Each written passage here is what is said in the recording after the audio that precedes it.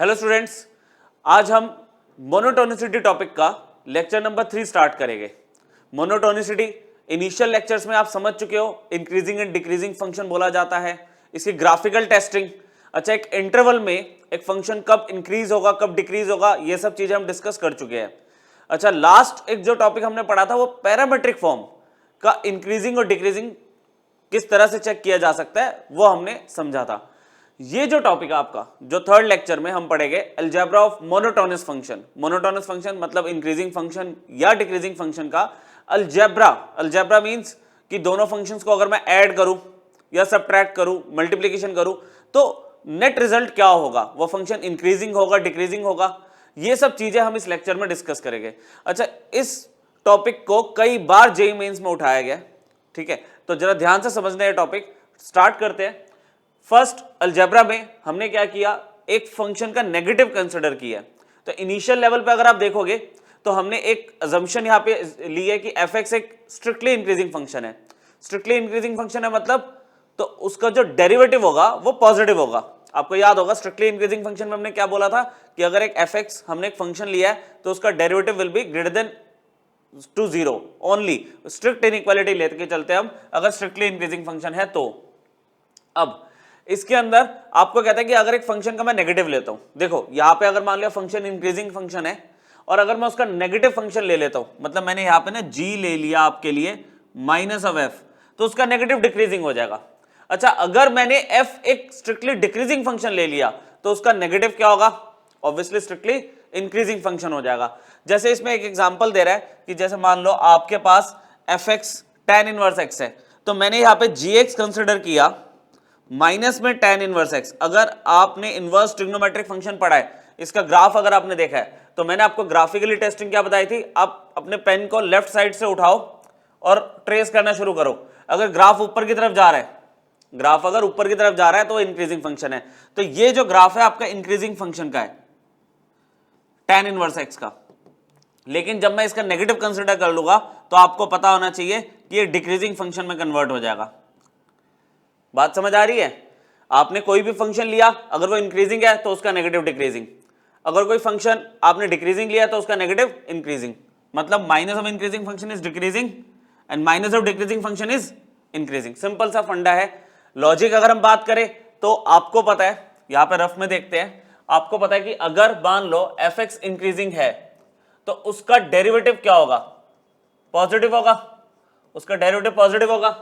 और अगर मैं इसका नेगेटिव फंक्शन ले लेता हूं gx माइनस fx, तो इसका g डैश x का डेरिवेटिव क्या होगा, देखो ना आपको पता है कि g डैश x अगर लूंगा तो वो क्या हो जाएगा माइनस में f डैश x, और आपको पता है f डैश x तो पॉजिटिव है, तो ओवरऑल g डैश x का साइन क्या आ रहा है, नेगेटिव आ रहा है, तो gx हमारा क्या होगा, डिक्रीजिंग फंक्शन बन जाएगा। ठीक है, ये बहुत छोटा सा कॉन्सेप्ट है, बहुत इजी है स्टार्टिंग का टॉपिक, तो आगे जाके क्वेश्चंस आपको बहुत इंटरेस्टिंग मिलेगा आज के लेक्चर में।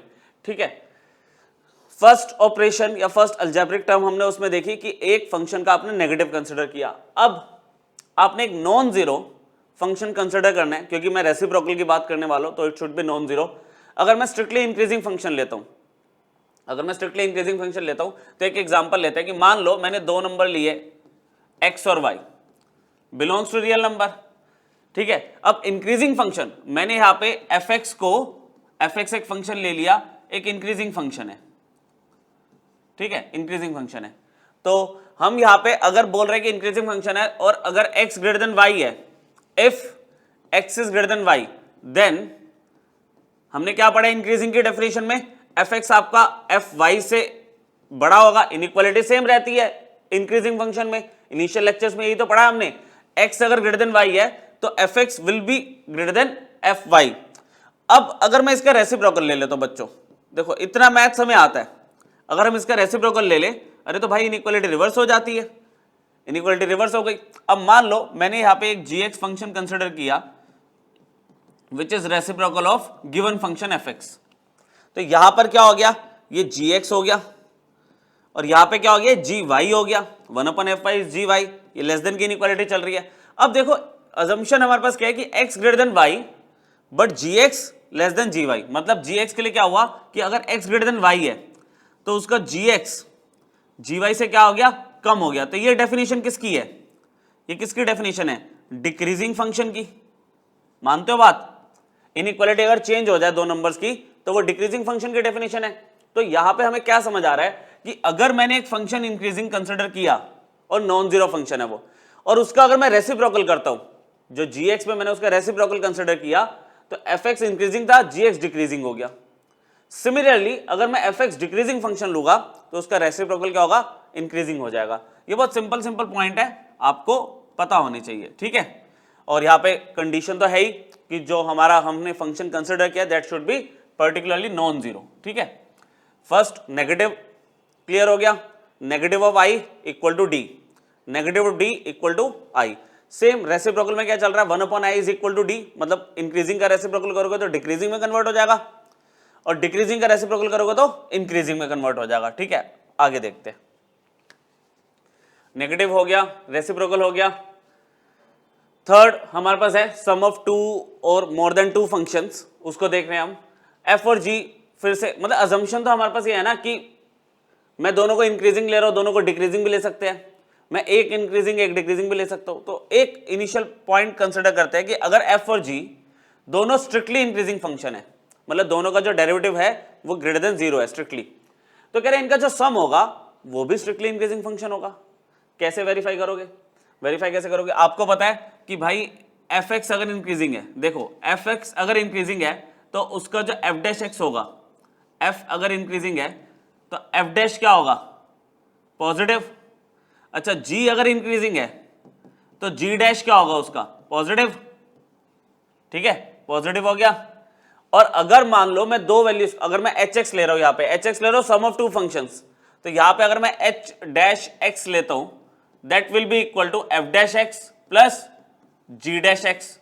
अब एक बात देखो ना, एफ डैश पॉजिटिव था, जी डैश पॉजिटिव है, और दो पॉजिटिव नंबर का सम क्या होगा? Overall positive. तो आपको जो एच डैश है वो भी पॉजिटिव मिल रहा है।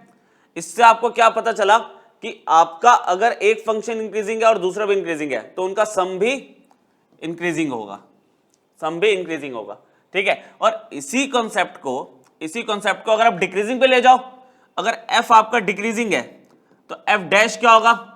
नेगेटिव। अगर जी डिक्रीजिंग है तो जी डैश क्या होगा?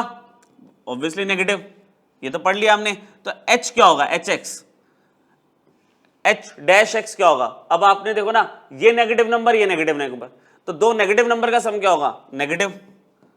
तो इस बार क्या हुआ? दो डिक्रीजिंग फंक्शंस का अगर मैं सम ले रहा हूं तो रिजल्टेंट फंक्शन जो है वो भी डिक्रीजिंग होगा, वो भी डिक्रीजिंग होगा। लेकिन प्रॉब्लम कहां आती है कि एक इंक्रीजिंग है एक डिक्रीजिंग है, या फिर डिक्रीजिंग प्लस इंक्रीजिंग, मतलब ऑर्डर तो एडिशन में कुछ भी हो सकता है। उस केस में आप पर्टिकुलरली डिक्लेयर नहीं कर सकते कि ये इंक्रीजिंग होगा या डिक्रीजिंग होगा। उसके लिए क्या करना पड़ेगा? उसको आपको सम को एज अ सिंगल फंक्शन लेना पड़ेगा, एज्यूम करना पड़ेगा, और डेरिवेटिव पर पूरा एनालिसिस करना पड़ेगा कि ओवरऑल डेरिवेटिव सिंप्लीफाई करने के बाद पॉजिटिव आ रहा है या नेगेटिव आ रहा है। इसमें आप अलग अलग फंक्शंस को देख के ओवरऑल फंक्शन का रिजल्ट नहीं बता सकते। तो यहां पे हम क्या लिखेंगे? Can not say anything in general, ठीक है। अगर इंक्रीजिंग प्लस डिक्रीजिंग या डिक्रीजिंग प्लस इंक्रीजिंग है तो हम ये जनरल वे में नहीं बोल सकते कि फंक्शन क्या होगा। अब एक एग्जांपल लिया हमने, क्योंकि इनका तो पर्टिकुलर एग्जांपल बन सकता है कि रूट एक्स को अगर आप देखोगे तो रूट एक्स का ग्राफ आपको पता होगा समवट ऐसे, ठीक है। अच्छा ये तो पता ही है ना आपको कि ये जो फंक्शन का डेरिवेटिव होगा हमेशा पॉजिटिव होगा, क्योंकि इसका जो डोमेन है वो पॉजिटिव नंबर्स है ना। तो उस डोमेन पे इसका जो डेरिवेटिव होगा पॉजिटिव होगा। एफ एक्स आपका रूट एक्स हमेशा पॉजिटिव है। अच्छा L x logarithmic function, exponential function दोनों ही इंक्रीजिंग फंक्शन होते हैं, है ना। नेचुरल लॉग तो इंक्रीजिंग फंक्शन ही है। अब दोनों इंक्रीजिंग है तो इसका मतलब अगर मैं एच एक्स लेता हूं एफ एक्स प्लस जी एक्स, तो इनका सम क्या होगा? आप लिखोगे ये इंक्रीजिंग है, ये इंक्रीजिंग है, तो ओवरऑल एच एक्स भी क्या है? इंक्रीजिंग फंक्शन है। क्या कहते हो? समझ आई बात? ठीक है। ग्राफिकली जज करोगे तो भी आपको पता है रूट एक्स का, ठीक है, फिर एल एन एक्स का ग्राफ ये ऐसे जाता है। तो ग्राफ आपके माइंड में अगर क्लियर है तो भी ठीक, अदरवाइज ये तो डेरिवेटिव करके भी आप चेक कर सकते हो कि यहाँ पे क्या आएगा? 1/x, एल एन एक्स का डेरिवेटिव 1/x, और जो लॉग है वो तो पॉजिटिव नंबर पे डिफाइंड है, तो उन पॉजिटिव नंबर पे हमारा जो जी डैश आ रहा, जी डैश एक्स जो आ रहा वो भी पॉजिटिव है। अच्छा इसका 1/2 रूट एक्स आ गया, तो रूट एक्स तो कब किस डोमेन पे है? आपको डोमेन पे देखना होता है, जिस डोमेन पे फंक्शन डिफाइंड है उसी पे तो आप इंक्रीजिंग और डिक्रीजिंग देखोगे, ठीक है। तो उस पॉजिटिव नंबर पे हमारा एफ डैश एक्स जो है वो भी पॉजिटिव आ रहा है, 1/2 रूट एक्स, और रूट एक्स पॉजिटिव था तो हमारा 1/2 रूट एक्स भी पॉजिटिव रहेगा, तो ये भी इंक्रीजिंग ये भी इंक्रीजिंग, तो sum of two increasing function is increasing function. समझ आया? क्लियर हो गया अभी तक? Negative function clear, reciprocal clear, simple था, ठीक है। इसके बाद सम ऑफ टू फंक्शन में अगर सेम नेचर है दोनों फंक्शन का तो आंसर मिल जाएगा, अगर डिफरेंट नेचर है तो आंसर डायरेक्टली नहीं मिलेगा, आपको पूरा एनालिसिस करना पड़ता है उसके अंदर, ठीक है। आगे क्वेश्चंस कराऊंगा मैं उसके अभी आपको, ठीक है। अब दो फंक्शंस का डिफरेंस आ गया। देखो दो फंक्शंस के डिफरेंस में ना आप नए रूल्स नहीं पढ़ोगे, आपने जो नेगेटिव और जो सम पढ़ लिया ना उसी को यूज करके हम रिजल्ट बता सकते हैं। जैसे i माइनस आई है, इसको मैं क्या लिख सकता हूं, i plus minus of I, i plus minus of I, तो यहां पे क्या होगा, i तो ऐसे ही रहेगा, और माइनस ऑफ i क्या होता है बच्चों, अभी तो बात की हमने नेगेटिव की, वो तो d होता है, लो i प्लस डी बन गया। अब i प्लस डी के बारे में कुछ बता सकते हो क्या आप? सम ऑफ टू फंक्शन जिसमें अलग अलग नेचर है, इसमें हम कुछ बता ही नहीं सकते, इसका तो पूरा एनालिसिस करना ही पड़ेगा हमें, ठीक है। आगे क्वेश्चन कराऊंगा मैं एनालिसिस वाले, बस थोड़ा सा कॉन्सेप्ट पकड़ लो 2 मिनट लगा के, फिर आपको आगे अच्छे अच्छे क्वेश्चन करवाता हूं। i माइनस डी को देखते हैं, i plus of minus of D. अच्छा माइनस ऑफ डी क्या होता है, वो तो इंक्रीजिंग होता है, और अब बात क्या होगी, i प्लस आई, अभी पीछे पड़ा हमने, i होता है, ठीक है ना, ऐसे कर सकते हो आप। अच्छा d प्लस माइनस आई ले लिया, माइनस आई की अगर मैं बात करता हूं, माइनस आई की बात करूंगा तो d हो जाएगा। Negative of increasing function is decreasing function and sum of two decreasing function is also a decreasing function. Clear? d minus d, यहां पे माइनस डी ले लिया आपने, क्लियर। अब माइनस डी को क्या करोगे आप, i बना दोगे, और d प्लस आई क्या हुआ, कैन नॉट से एनीथिंग, है ना। जब तक सेम नेचर ना हो दोनों फंक्शंस का आप डायरेक्ट आंसर पे नहीं आ सकते, फिर तो आपको सॉल्व करना ही पड़ेगा, ठीक। चारों कैटेगरी क्लियर हो गई, negative, reciprocal, sum and difference, ठीक है। दो और है हमारे पास बेसिक वाली, दो और है। पहले प्रोडक्ट देख लो, प्रोडक्ट में थोड़ा सा अच्छा कॉन्सेप्ट हमें सामने आता है। इसमें ना जब प्रोडक्ट होता है दो फंक्शन का, तो हमें फंक्शंस पे भी बहुत ध्यान देना होता है, फंक्शंस पे। जैसे मैं कह रहा हूं मैंने दो फंक्शन लिए एफ एक्स और जी एक्स, उसमें पहले चेक करा एफ और जी इंडिविजुअल लेवल पे कैसे है, पॉजिटिव है नेगेटिव है। अब मान लो वो मैंने चेक कर लिया, अगर आपको पता चल गया कि फंक्शन आपका पॉजिटिव है, चेक कर सकते हैं, ठीक है। F and g are involve in the product are positive, तो कहता है कि जो अगर एफ और जी दोनों इंक्रीजिंग फंक्शन है तो हमारा ये जो प्रोडक्ट होगा ना वो भी इंक्रीजिंग होगा। आप ऐसे तो मानोगे नहीं, H X F X into G X है, तो आपने क्या करा, एच डैश एक्स ले लिया बच्चों, एच डैश एक्स, इन दोनों का प्रोडक्ट लेना है, ठीक है। अब आप जब डेरिवेटिव कर रहे हो तो प्रोडक्ट होता है दो फंक्शन का, तो प्रोडक्ट रूल लगाते हो, कोई डाउट ही नहीं होना चाहिए इस पे। तो एफ डैश एक्स इंटू में जी x plus g dash x और एफ एक्स, प्रोडक्ट रूल पे फ्लो में आप कर दोगे। अब देखो पॉजिटिव वैल्यूज जो मैं बोल रहा था फंक्शन की, उनका क्या रोल है, जी एक्स का आंसर पॉजिटिव ही आएगा, एफ एक्स का आंसर पॉजिटिव ही आएगा, ऐसा हम चेक कर चुके हैं या हमें गिवन होगा। मतलब उसका जो रेंज होगा, आप रेंज देख लोगे फंक्शंस का, वो पॉजिटिव होना चाहिए, नेगेटिव आंसर नहीं होना चाहिए फंक्शन का। तो जी एक्स और एफ एक्स का आंसर तो पॉजिटिव है। अब एक कंडीशन और हमने चेक करी इंडिविजुअल लेवल पे कि एफ इंक्रीजिंग है क्या, f if both f and g are strictly increasing, अगर एफ इंक्रीजिंग है स्ट्रिक्टली तो एफ डैश एक्स का आंसर क्या होगा, पॉजिटिव ही तो होगा, और जी डैश एक्स भी स्ट्रिक्टली इंक्रीजिंग है तो इसका आंसर भी पॉजिटिव होगा।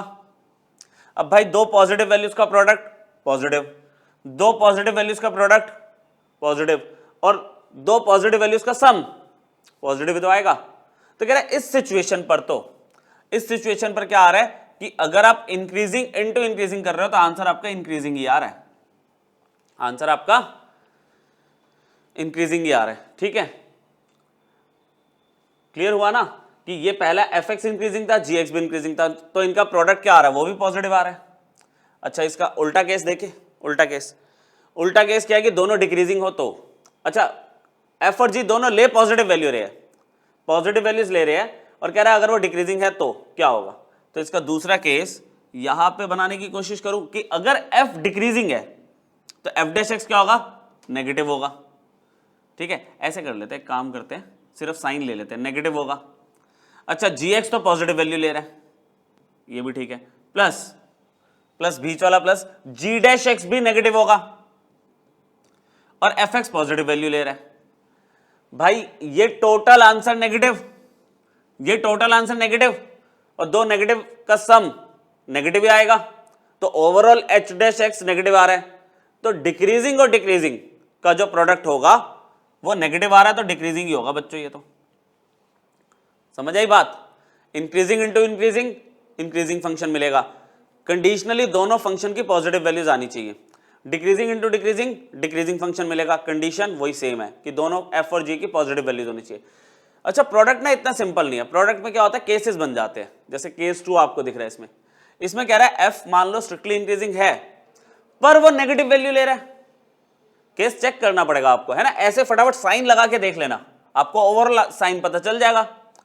अगर एफ स्ट्रिक्टली इंक्रीजिंग है तो देखो इसका भी फटाफट से पहले एच डैश एक्स बना के रख लेते हैं बच्चों। एफ डैश एक्स इंटू में जी x plus g dash x into में एफ एक्स। तो बनाए जरा इसको, कह रहा है एफ डैश एक्स इंक्रीजिंग है, एफ डैश एक्स इंक्रीजिंग है, मान गए। अच्छा जी डैश एक्स डिक्रीजिंग है, नेगेटिव ले लिया।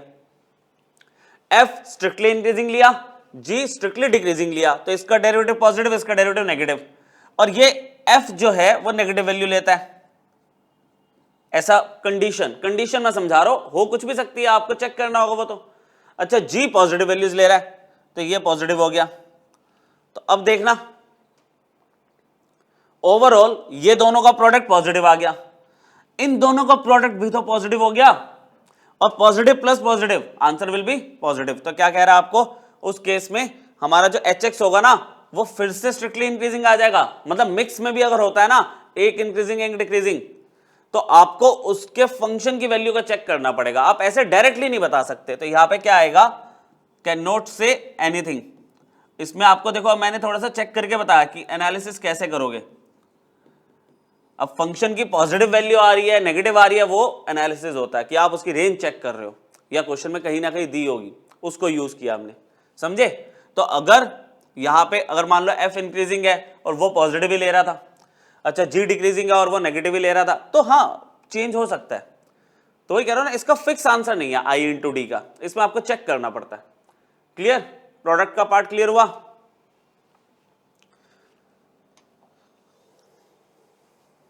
डिवीजन तो छोटा सा ही है। डिवीजन के भी जैसे हमने डिफरेंस में कुछ अलग से रूल नहीं पढ़े थे ना, हमने क्या किया था, सम और जो नेगेटिव वाला था उनके रूल्स को यूज कर लिया था। सेम डिवीजन में भी ऐसा ही है, आप प्रोडक्ट और रेसिप्रोकल वाले को यूज कर लोगे। जैसे कि आपको कह रहा है अगर एक इंक्रीजिंग फंक्शन है और एक डिक्रीजिंग फंक्शन है, उनका डिवीजन क्या रिजल्ट देगा आपको, तो आपने क्या किया, इसको बहुत ही आराम से 1/d लिख दिया, 1/d लिख दिया। और 1/d का मतलब d का रेसिप्रोकल क्या होता है, i होता है, और i और i का प्रोडक्ट क्या होगा, i तो होगा, पीछे वाले पेज पे पढ़ा अभी। क्लियर, और d अपॉन i का क्या होगा, d अपॉन i का d इंटू 1 में i, और i का रेसिप्रोकल क्या होता है बच्चों, d होता है। और d और d का प्रोडक्ट क्या बताया मैंने अभी आपको, d और d का प्रोडक्ट क्या बताया, d होगा, याद हो जाएगा आपको भी, है ना, ये d होगा। चलो ये तो बात बन गई, ठीक है। तो इसके दो ही रिजल्ट है, इसमें क्या देखोगे आप, इंक्रीजिंग अपॉन इंक्रीजिंग तो इंक्रीजिंग होगा ही होगा, है ना, तो उस पर तो कोई दिक्कत नहीं है। नहीं इंक्रीजिंग अपॉन इंक्रीजिंग देखोगे वहां पे नहीं गड़बड़ आ जाएगी। इंक्रीजिंग अपॉन अगर इंक्रीजिंग लोगे ना तो उसमें क्या हो जाएगा, आप लिखोगे i इंटू 1/i, और 1/i क्या हो जाएगा, इंटू डी, और i इंटू डी को तो आप कुछ बता नहीं सकते, वो तो आपको चेक करना पड़ेगा। मतलब जो डायरेक्ट वाले है वो i अपॉन डी और d अपॉन i का आंसर पता चलेगा आपको, है ना। i अपॉन i या फिर i अपॉन d को आप डायरेक्टली नहीं बता सकते, i अपॉन i और d अपॉन d को आप डायरेक्टली नहीं बता सकते। अब कंपोजिशन लास्ट है ये, इसके बाद क्वेश्चन स्टार्ट करेंगे हम लोग, ठीक है। तो आपको वही बोल रखा है जो हमने कंपोजिशन बेसिक पढ़ा हुआ फंक्शंस में, कि y एक फंक्शन है इन टर्म्स ऑफ u और u फर्दर एक फंक्शन है इन टर्म्स ऑफ x। तो इसका कंपोजिशन क्या हुआ, मैंने मान लो g ऑफ f ले लिया, तो g ऑफ fx ले लिया मैंने। तो कहता है ये कंपोजिशन इंक्रीजिंग होगी या डिक्रीजिंग होगी, गिवन आपको नेचर दिया होगा, g का नेचर, f का नेचर दिया होगा, उस बेसिस पे कह रहा है कंपोजिट फंक्शन का नेचर क्या होगा, कैसा बिहेवियर होगा। तो जैसे मान लो बिहेवियर चेक करना है, मोनोटोनिसिटी चेक करनी है, तो डेरिवेटिव तो करना ही है। तो मुझे जो y दिया हुआ है g ऑफ fx, मैंने dy बाई dx करा, तो इसको हम कैसे लिख सकते हैं, g डैश fx को पहले तो सेम ही रखेंगे, पहले g डैश कर दिया, फिर चेन रूल को यूज करते हुए f डैश x, ये हमने कॉम्पोजिट फंक्शन का डेरिवेटिव कर दिया। अब फिर से सेम कहानी कि मान लो अगर g मेरा इंक्रीजिंग है, देखना ध्यान से, g मेरा क्या है, इंक्रीजिंग फंक्शन है, और f भी इंक्रीजिंग फंक्शन है। तो जब मैंने इसका डेरिवेटिव किया तो क्या हुआ, इंक्रीजिंग का डेरिवेटिव पॉजिटिव आएगा, इसका भी पॉजिटिव आएगा, तो overall answer will be positive increasing आएगा आंसर। क्या कहते हो,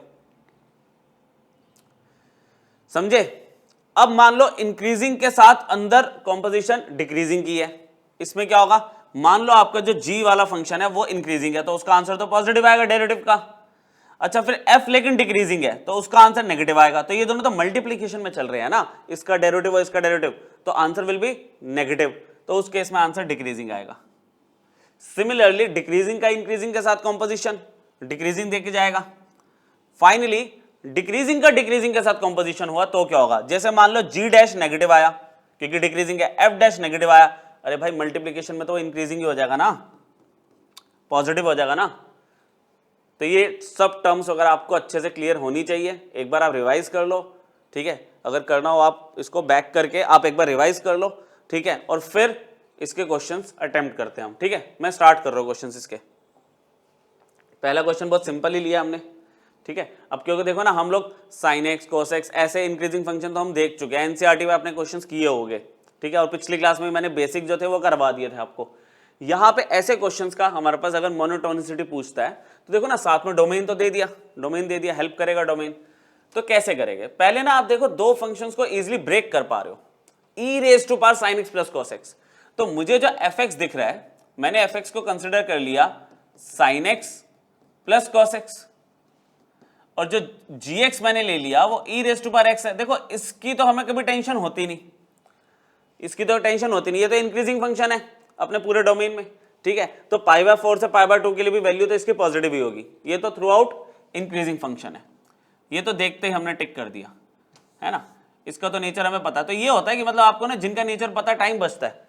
अब इसको आप डायरेक्टली नहीं बता पा रहे, दो फंक्शंस का सम है साइन और कॉस, है ना, और इस डोमेन में हम कैसे देखेंगे, तो इसको एक पहले सिंगल ट्रिग्नोमेट्रिक फंक्शन में कन्वर्ट कर लेते हैं, जो हम बचपन से करते आ रहे हैं। क्या करेंगे, √2 से, फिर भी करके दिखा देता हूं, डिवाइड और √2 से मल्टीप्लाई, ठीक है,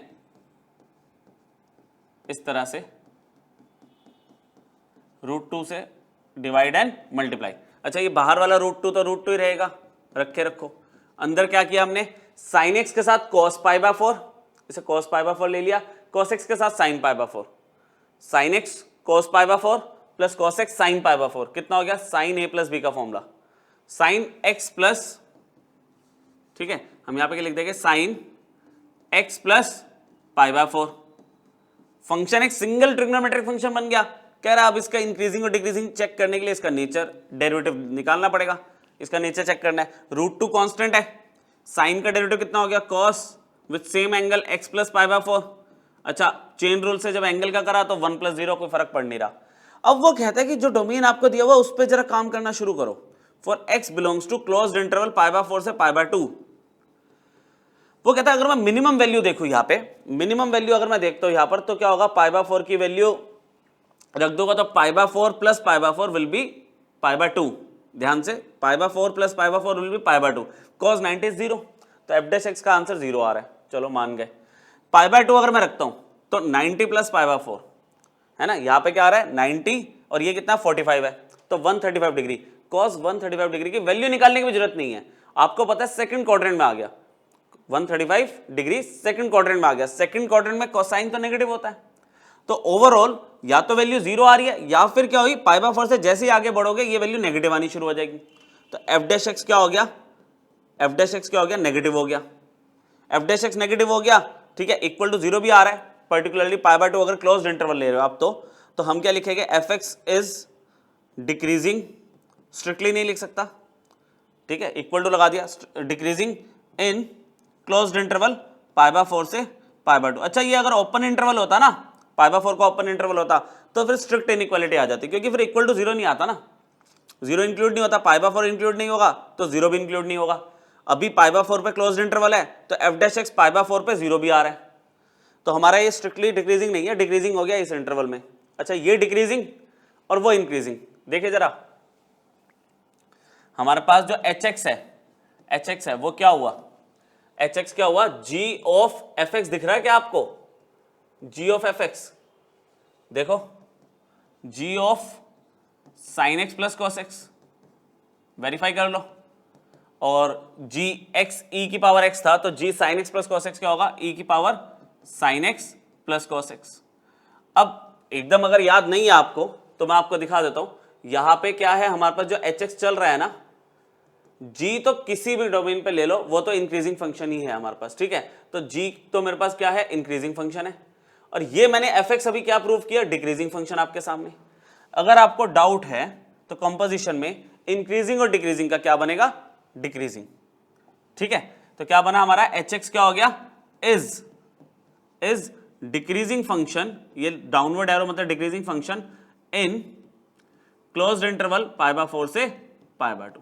समझ आया कंपोजिशन का कैसे मतलब एप्लीकेशन हो सकता है यूज, ये देख रहे हो आप कि अलग अलग, वैसे अगर आप इसका डेरिवेटिव करो, मान लो ये एक्सपोनेंशियल का सेम कर दिया, फिर sine x plus cos x का कर रहे हो आप, क्रिटिकल पॉइंट निकालोगे है ना इसके बीच में, फिर आप काम करोगे, वो भी एक तरीका है। लेकिन जब कंपोजिशन सीख ही ली, जिसमें एक फंक्शन को तो आप डायरेक्टली देख के बता ही रहे हो, दूसरे फंक्शन को फटाफट से सिंप्लीफाई करके देखा, डेरिवेटिव देख लिया, पॉजिटिव आ रहा है नेगेटिव आ रहा है, और ओवरऑल कंपोजिशन वाला रूल हमने यूज कर लिया, ठीक है। चलो ये तो बेसिक ही था, थोड़े और अच्छे लेवल के क्वेश्चंस करेंगे आज की क्लास में। जैसे ये एक है हमारे पास, इसको हम डायरेक्टली भी कर सकते हैं, जैसे आपने सीखा हुआ है इंटरवल ऑफ मोनोटोनिसिटी जो निकालना, मैं इसको कंपोजिशन से भी करके दिखाता हूं, है ना। देखते हैं, y कितना दिया बच्चों, y दिया है √2x माइनस एक्स का स्क्वायर, 2x माइनस एक्स का स्क्वायर। पता कभी ऐसा जो फंक्शन दिया होता है ना, खासकर अलजेब्रिक फंक्शन, इनका डोमेन निकाल के रख लिया करो, क्योंकि अंडर रूट वगैरह आ गया, सारी वैल्यूज तो वैसे ही नहीं लेगा, तो मैं इस फंक्शन का पर्टिकुलरली पहले डोमेन निकाल के रख रहा हूं मैं, फिर कंपोजिशन पे बात करेंगे। डोमेन के लिए क्या करेंगे, 2x माइनस में एक्स स्क्वायर, 2x माइनस में x square is greater than equal to 0। Actually 2 यहां पे ना बढ़िया बनता नहीं है, 2z जैसा लगना शुरू हो जाता है, ठीक है, लो कोई बात नहीं। अब एक्स स्क्वायर कोफिशिएंट का मैं तो नेगेटिव रखता नहीं, ठीक है, एक आदत डाल लो, इसको माइनस कॉमन लिया, डायरेक्टली कर सकते हो स्टेप से, स्किप कर सकते हो आप स्टेप से, ठीक है, आपको बस वही अंडरस्टैंडिंग के लिए मैं करके दे रहा हूं। जब माइनस से मैंने मल्टीप्लाई किया, इनइक्वालिटी भाई रिवर्स हो गई, तो एक्स कॉमन ले लिया, है ना, आप डोमेन डायरेक्टली सोच सकते हो, ये आ गया। नंबर लाइन पे मैंने क्या किया, 0 रखा, 2 रखा, अच्छा 0 भी इंक्लूड हो रहा है, 2 भी इंक्लूड हो रहा है। लेस देन की इनइक्वालिटी कितनी बार बता चुका हूं, विद इन द इंटरवल होती है, तो इसका डोमेन क्या आ गया बच्चों, इसका डोमेन क्या बन गया, एक्स की वैल्यू 0 से 2 इंक्लूड करेगा तो दोनों वैल्यूज को, ठीक है, आ गई बात समझ। ये तो मैंने फंक्शन का डोमेन निकाल के रख लिया। अब कहता है इसमें जो दो कंपोजिशन, मुझे कंपोजिशन जो दिख रही है उसमें मैंने क्या करा, fx को ले लिया, ध्यान से देखना, 2x माइनस में एक्स का स्क्वायर, और gx को मैंने ले लिया √x, है ना, gx को ले लिया √x। क्यों लिया ऐसा, देखो इसको तो हम जानते हैं ना, अभी पीछे एग्जांपल में भी देखा था, ये तो बेचारा इंक्रीजिंग फंक्शन है ना, अपने पूरे डोमेन में। इसका डोमेन क्या है, 0 से इंफिनिटी। एक एक करके चलो बात करते हैं, अब fx पे आ जाते हैं। ये फायदा होता है, मतलब जब एक फंक्शन आपका जानकारी वाला हो गया ना, तो आपकी वर्किंग आधी हो जाती है। आपने इसको फटाफट से f' करा, जो कि आसान है, 2 माइनस में 2x, आपने 2 कॉमन ले लिया, 1 माइनस में x हो गया f'। आपने क्रिटिकल पॉइंट निकाले, क्रिटिकल पॉइंट इसमें क्या होता है, जिसपे मेरा डेरिवेटिव, मेरा नहीं मतलब फंक्शन का डेरिवेटिव 0 आ जाए या फिर नॉट डिफाइंड हो। क्रिटिकल पॉइंट की 2 कंडीशन होती है, ध्यान रखना, एक ही कंडीशन पे चलते रहते हो तुम लोग, f' 0 लेते हो, वो तो होता ही है, f' जिस पे नॉट डिफाइंड होता है ना, वो भी आपका क्रिटिकल पॉइंट होता है, ध्यान रखना, ठीक है। तो मैंने क्या किया, f' को 0 के इक्वल रखा, तो हमारे पास x की वैल्यू 1 मिल गई। अच्छा, नंबर लाइन पे मैंने 1 प्लेस कर दिया। अब वो कहता है 1 से इधर कोई एक वैल्यू लेके देखना, 1 से इधर एक वैल्यू लेते हो, मान लो मैंने क्या करा, 2 ले ली, तो अगर मैं 2 लेता हूं तो 2 1 माइनस 2 नेगेटिव आ रहा है, मतलब इधर तो वैल्यू नेगेटिव आ रही है, इधर 0 रखा तो इधर पॉजिटिव आ रहा है। क्लियर हो गया? क्या क्लियर हो गया? कि भाई जो f है वो इंक्रीज कर रहा है इन माइनस इन्फिनिटी से 1। ठीक है। अच्छा, मैं यहां पे अगर ओपन इंटरवल ले रहा हूं ना, रुको, ओपन इंटरवल ले रहा हूं तो यहां पे लिखा जाएगा स्ट्रिक्टली इंक्रीजिंग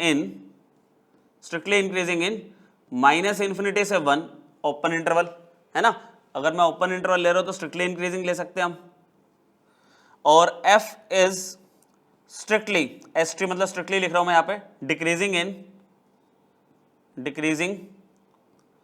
इन 1 से इन्फिनिटी। ठीक है, ये तो बात हो गई हमारी f के बारे में। अब g के बारे में बात कर लेते हैं, फिर कंपोजिशन पे जाएंगे और डोमेन को भी देखेंगे। बिना डोमेन को देखे बात नहीं कर सकते। gx मेरे को यहाँ पे दिख रहा है रूट x है, रूट x का ग्राफ हमें पता है कि भाई ये पॉजिटिव की तरफ ही जाता है सिर्फ। ठीक है, और g जो है वो एक स्ट्रिक्टली इंक्रीजिंग फंक्शन है, किसमें है? आप लिख सकते हो 0 से इंफिनिटी में। देखो वैसे तो इसका डोमेन क्या है?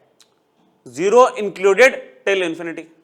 अच्छा, यहां पे मैंने क्या किया, 0 को इंक्लूड क्यों नहीं किया? क्योंकि स्ट्रिक्टली इंक्रीजिंग बोल दिया, क्योंकि अगर 0 लोगों तो वहां पर प्रॉब्लम आएगी। ठीक है, वहां पे प्रॉब्लम आएगी, तो यहां पे क्या होगा, वो नॉट डिफाइंड में चला जाएगा। उसका डेरिवेटिव जब मैं देखूंगा तो x की 0 की वैल्यू पे देखूंगा तो नॉट डिफाइंड हो जाएगा वो। ठीक है, तो यहां पर हमारा g स्ट्रिक्टली डिक्रीजिंग फंक्शन है।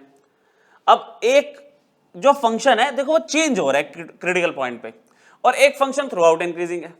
तो यहां पे जहां पे फंक्शन का नेचर चेंज हो रहा है ना, आप उसको कंसिडर करो। अब मैं यहां पे केस 1 ले रहा हूं। केस 1, सबसे पहले फंक्शन का डोमेन देखो 0 से 2। अब 0 से 2 में अपना क्रिटिकल पॉइंट इंक्लूड कर सकते हो। हमारा क्रिटिकल पॉइंट फंक्शन का क्या आ रहा है? 1 आ रहा है। तो आप देखोगे 0 से 1, पहले आप क्या देखोगे? 0 से 1। अच्छा, मैं स्ट्रिक्ट इनइक्वालिटी देना चाह रहा हूं तो मैं 0 को इंक्लूड नहीं कर रहा। 0 से 1 मैंने लिया। ठीक है, मैं फंक्शन को देखो, ये तो कह रहा है माइनस इंफिनिटी से 1। नहीं, आप इतना पीछे नहीं जा सकते, क्योंकि जो फंक्शन है वो तो 0 से शुरू हो रहा है ना डिफाइंड। तो 0 से लेके मैं चला गया 1 तक। ठीक है, 0 से 1 में अब देखो ये माइनस इंफिनिटी से 1 फंक्शन इंक्रीज हो रहा है, तो भाई 0 से 1 में क्या होगा? तब भी इंक्रीज होगा। f क्या है? इंक्रीज हो रहा है। अच्छा, g को देखना, g कैसा हो रहा है? 0 से 1 में g तो इंक्रीजिंग है ही, वो तो पूरे में ही है इंक्रीजिंग, पर चलो ले लेते हैं। अब कहता है दो इंक्रीजिंग फंक्शन की कंपोजिशन है ना, ये दो इंक्रीजिंग फंक्शन की कंपोजिशन क्या है? इंक्रीजिंग है। ठीक है, तो यहां पर अगर मैं hx लेता हूं, जो कि एक्चुअल में आपको gfx दिख रहा है, आप देख लो करके, इतनी सी है हमारे पास जगह। 2x माइनस में x स्क्वायर लिया और g रूट x है, तो ओवरऑल कितना आ गया? 2x माइनस में x स्क्वायर आ गया। तो यहां पर माइनस अलग, x और ये 2 अलग। तो यहां पे क्या आ रहा है कि अगर f इंक्रीज कर रहा है, g डिक्रीज कर रहा है, सॉरी f इंक्रीज कर रहा है, g भी इंक्रीज कर रहा है, तो h क्या होगा? वो भी इंक्रीजिंग होगा। किसमें होगा इंक्रीजिंग? 0 से 1 में। hx क्या हो गया? 0 से 1 में इंक्रीज हो गया। अच्छा, ये हो गया। दूसरा केस क्या ले? अब हम दूसरा केस क्या लेंगे? 0 से 1 तक तो बात बन गई, अब 1 से आगे चलो सिर्फ 2 तक ही जा सकते हो। तो यहां पे आप क्या करोगे? 1 से सिर्फ 2 तक जा सकते हो। स्ट्रिक्ट इनइक्वालिटी ले रहा हूं मैं, तो स्ट्रिक्टली इंक्रीजिंग स्ट्रिक्टली डिक्रीजिंग बता पाएंगे। ठीक है, वो ज्यादा एक्यूरेट बिहेवियर होता है। अब यहां पे देखा 1 से 2 के बीच में, देखो 1 से 2 के बीच में क्या हो रहा है? f तो डिक्रीज कर रहा है, f आपका डिक्रीज कर रहा है।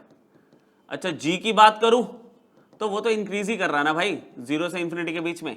तो अब इंक्रीजिंग और डिक्रीजिंग की कंपोजिशन आ गई है ना। इंक्रीजिंग और डिक्रीजिंग कंपोजिशन का आंसर क्या होता है? डिक्रीजिंग होता है। तो यहां पे h क्या करेगा? इस बार डिक्रीज करेगा इन 1 से 2। तो हमारे पास आंसर क्या आ रहा है? h इज इंक्रीजिंग इन 0 से 1 और h इज डिक्रीजिंग इन 1 से 2 ओनली। ये दो छोटे छोटे ओपन इंटरवल आ गए।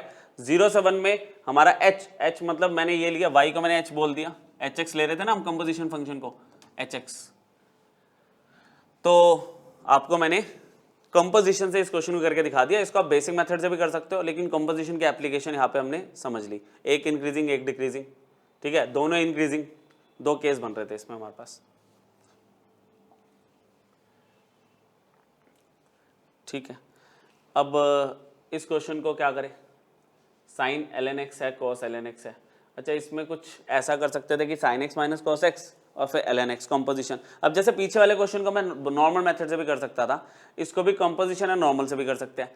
तो क्या करते हैं इसमें, चलो नॉर्मल मेथड अप्लाई करने की कोशिश करते हैं, देखते हैं जरा। दोनों अप्रोचेस समझ आनी चाहिए ना आपको। अब जैसे यहाँ पे fx है, अब यहाँ पे ना साइन के साथ एंगल में ln x लिख दिया, natural log cos ln x। अब ऐसी सिचुएशन में क्या होता है, जब मैंने आपको बताया कि दो ट्रिग्नोमेट्रिक फंक्शन का सम है या डिफरेंस है, कोशिश करो उसे एक में कन्वर्ट करने की।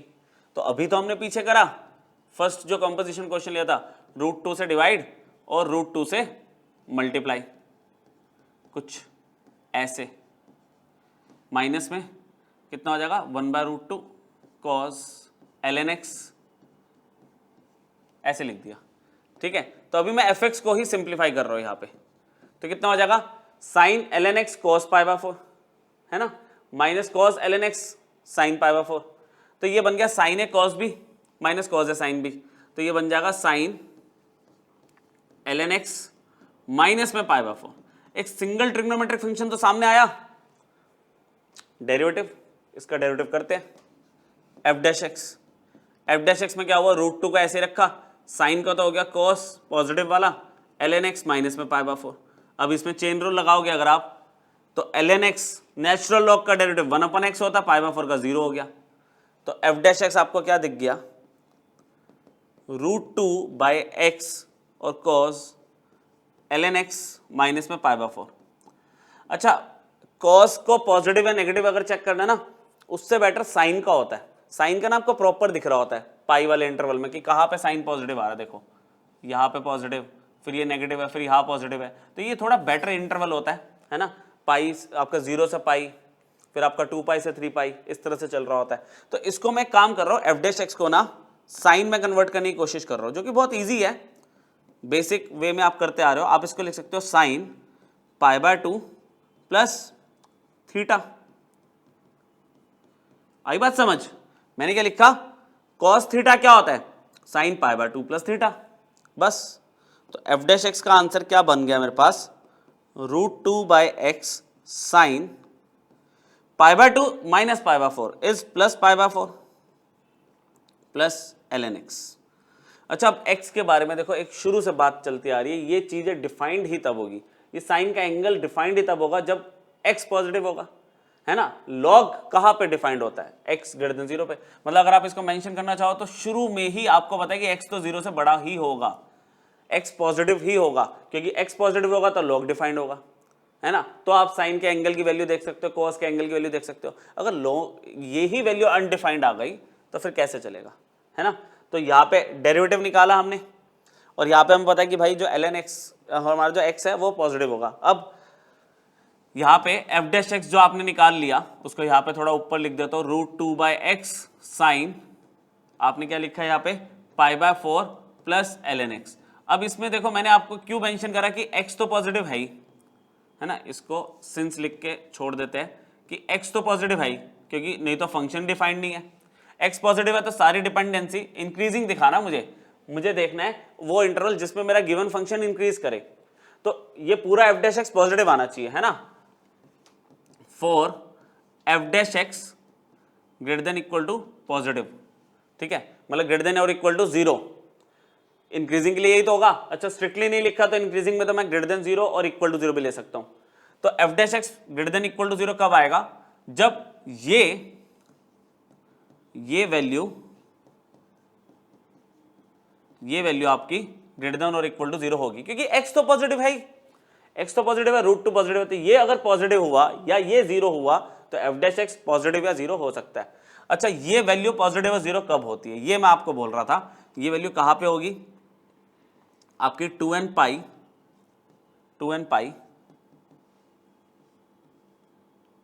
ठीक है। यहां पे इसका जो एंगल है, जो इसका एंगल है वो 2n पाई और 2n पाई प्लस पाई के बीच में अगर होता है तो, where n belongs to integer. ये कंडीशन होती है, मतलब हमारे पास जो साइन का जो अगर एंगल है, साइन का जो एंगल है वो आपका 2n पाई और 2n पाई प्लस पाई के बीच में अगर होता है तो हमारे पास ये वैल्यू पॉजिटिव ही आती है। ठीक है, इसका मतलब जैसे ग्राफ अगर आप देखते हो, ये देखो ना, तो इसमें अगर आप देखो ये पॉजिटिव कहाँ पे, 0 से पाई, फिर कहाँ पे 2 पाई से 3 पाई, है ना। तो क्या हुआ, यहाँ पे n को मैंने 0 रखा तो 0 से पाई हो गया, फिर n को मैंने 1 लिया तो क्या हुआ, 2 पाई से 3 पाई हो गया, समझ रहे हो। फिर 4 पाई से 5 पाई आएगा, उस रीजन में हमारा साइन एक्स हमेशा पॉजिटिव होता है। तो ये वैल्यू साइन एक्स की पॉजिटिव कब आएगी, जब उसका एंगल 2n पाई से 2n पाई प्लस पाई के बीच में हो। बेसिक सा कॉन्सेप्ट है ये। पाई/4 को इधर भेजा, 2n पाई माइनस में पाई/4 less than equal to ln x less than equal to 2n pi plus pi तो था ही, माइनस पाई/4 इधर भेज दिया, ये 3 पाई/4 हो जाएगा अगले स्टेप में। अब नेचुरल लॉग को जब इधर भेजते हैं तो क्या होता है, अच्छा ये इंक्रीजिंग फंक्शन है, नेचुरल लॉग इंक्रीजिंग फंक्शन है, तो उस केस में अगर मैं शिफ्टिंग करता हूं, लॉग को एक्सपोनेंशियल में कन्वर्ट करता हूं तो इनइक्वालिटी सेम रहती है। अगर डिक्रीजिंग फंक्शन होगा तो आपको पता है इनइक्वालिटी चेंज हो जाती है, लास्ट लेक्चर में बात की थी हमने। यहाँ पे इसको इधर ट्रांसफर करा तो ये e की पावर आ गया 2n पाई माइनस में पाई/4, जहाँ पे यहाँ पे सिर्फ x रह गया, ये e की power 2n pi plus pi minus पाई/4 मैंने बताया था 3 पाई/4 आ जाएगा, जहाँ पे आप साथ में मेंशन कर रहे हो n बिलोंग्स टू i। तो भाई इस इंटरवल में, x के इस इंटरवल में ये जो गिवन फंक्शन है वो इंक्रीज करेगा। तो ये भी एक तरीका होता है करने का क्वेश्चन को सॉल्व, समझ गए, क्लियर हुआ। ट्रिग्नोमेट्री का काफी अच्छा यूज हुआ इसमें, क्वाड्रेंट भी देखा आपने। अच्छा, फॉर्मूला जो एक सिंगल बनाते हैं कॉम्बिनेशन, तो हम 11th में बहुत बेसिक लेवल पे करते आ रहे हैं। फिर कहाँ पे साइन पॉजिटिव होता है ये बहुत मैटर करता है। तो इसका इजी अप्रोच ये है, इसको कंपोजिशन से भी कर सकते हो, जैसे मैंने आपको सिखाया था। आप मान लो gx को ले लो sin x minus cos x और फिर hx को ले लो ln x, तो उससे भी हो जाएगा। ठीक है, अलग अलग बिहेवियर चेक करोगे, उसमें ln x तो आपका इंक्रीजिंग है ही, फिर आपका sin x minus cos x को फिर सिंगल फंक्शन बनाओगे, उसको चेक करोगे, आंसर सेम ही आएगा। ठीक है, अब यहाँ पे ये जो क्वेश्चन मैंने उठाया ना बच्चों, इसमें आपको इंक्रीजिंग डिक्रीजिंग का कॉन्सेप्ट तो लगेगा, नो डाउट। एक 11th का कॉन्सेप्ट क्वाड्रेटिक एक्सप्रेशन का यूज होगा इसमें। ठीक है, मैं आपको उसको रिपीट कर दूंगा उस कॉन्सेप्ट को, पर ध्यान से समझना, ये बहुत इंपॉर्टेंट कॉन्सेप्ट है। कि मैं बता रहा हूं ना, कैलकुलस में काफी सारी चीजें फंक्शंस की, क्वाड्रेटिक की यूज होती है। तो अभी तक जो भी मैंने करवाया उसका प्रीवियस कॉन्सेप्ट मैं साथ में यहाँ पे मेंशन कर ही देता हूं, तो ध्यान से समझना इनकेस अगर आपको उसमें डाउट हो। ए की वैल्यू बतानी है, फंक्शन मुझे गिवन है, उसमें हर जगह ए इंक्लूड कर दिया, कह रहा है डिक्रीजेस मोनोटोनिकली, डिक्रीजिंग फंक्शन है for all x belongs to r, मुझे ए की वैल्यू बतानी है। डिक्रीजिंग बोल दिया ना, तो f डैश x निकाल के पहले थोड़ी सी बात करते हैं। a प्लस 2 को ऐसे ही रखा, एक्स क्यूब का हो गया 3x², ठीक है भाई, माइनस 3a ऐसे ही रखा, एक्स स्क्वायर का हो गया 2x, प्लस 9a ऐसे रखा, x का हो गया 1। सिंप्लीफिकेशन में मेरे पास कितना आ गया, 3 टाइम्स a प्लस 2x का स्क्वायर माइनस में 6ax प्लस 9a, ये मेरे पास f डैश x आ गया। If fx is decreasing function, ठीक है, सिर्फ डिक्रीजिंग फंक्शन लिखा मैंने, क्योंकि स्ट्रिक्टली डिक्रीजिंग तो नहीं लिखा था, तो मैं भी नहीं ले रहा। तो डिक्रीजिंग फंक्शन है तो उसका f डैश x क्या होगा, लेस देन इक्वल टू 0 होगा बच्चों। तो इसका मतलब है 3 टाइम्स a प्लस 2 x का स्क्वायर माइनस में 6ax प्लस में 9a less than equal to 0 चलेगा। यहां पे 3 कॉमन ले लिया, 3 एक पॉजिटिव नंबर है, पॉजिटिव नंबर को अगर मैं उधर डिवाइड में भेज दूंगा तो इनइक्वालिटी पे कोई फर्क नहीं पड़ेगा। तो मेरे पास थोड़ा सा सिंप्लीफाई करने के बाद सिचुएशन ये आ रही है, 3ax 3 नहीं sorry 2ax plus 3 times a, ठीक है, लेस देन इक्वल टू 0 चल रहा है। अब पता है ये मैं जो बोल रहा था आपको, ये क्वाड्रेटिक है इन टर्म्स ऑफ x। इधर अब बात करते हैं, देखो अगर एक क्वाड्रेटिक कह रहा है कि नेगेटिव कब होती है, नेगेटिव कब होती है, आपको ना मैं 6 ग्राफ बनाता हूं, उसमें से 3 ही काम आएंगे, 1 2 और ये तीसरा ऐसे, फिर ये बनता है ग्राफ ये, ठीक है, ये हो गया और क्या हो गया, ये हो गया, ठीक है। इनमें सब में क्या होता है, इन तीनों में a पॉजिटिव है, a मतलब कोफिशिएंट ऑफ x के तीनों में, ठीक है, और इन तीनों में a नेगेटिव है, तभी डाउनवर्ड पैराबोला है ना, इतना तो आप समझ रहे हो। ठीक, इसमें आपको पता होना चाहिए डी पॉजिटिव होता है, तभी दो रूट्स है। इसमें डी इक्वल टू 0 होता है, इसमें डी नेगेटिव होता है, no real roots. Same possibility यहाँ पे डी ग्रेटर देन 0 है, डी इक्वल टू 0 है और डी लेस देन 0 है। केसेस समझ आए? केसेस समझ आए? आपको कहता है कि अगर मान लो यहाँ पे देखो एक्स स्क्वायर का कोफिशिएंट भी है कुछ, तो इसके बारे में एक तो मुझे नहीं पता है ना, इसके बारे में मुझे यहाँ पे नहीं पता। अब a की वैल्यू क्या है उस पर डिपेंड करेगा ना, कोफिशिएंट तो एक्स स्क्वायर का। अब वो वैल्यू पॉजिटिव भी हो सकती है, नेगेटिव भी हो सकती है। तो जब लेस देन की इनइक्वालिटी होती है ना क्वाड्रेटिक एक्सप्रेशन में, तो उस केस में आप इसको ना, आप if a plus 2 is less then 0, that means a is less then -2। अब इसके अंदर ऐसा है कि अगर coefficient of x square negative है तो हमारे पास फिल्टर हो गए ये 3 केस आ गए। अगर coefficient of x square negative है, मतलब ये चीज अगर नेगेटिव है, तो ये वाले तो केस हट गए, इनकी तो मुझे बात नहीं करनी, ये 3 केस आ गए। उसमें कहता है कि तुम्हारा जो फंक्शन है ना वो 0 और नेगेटिव कब है।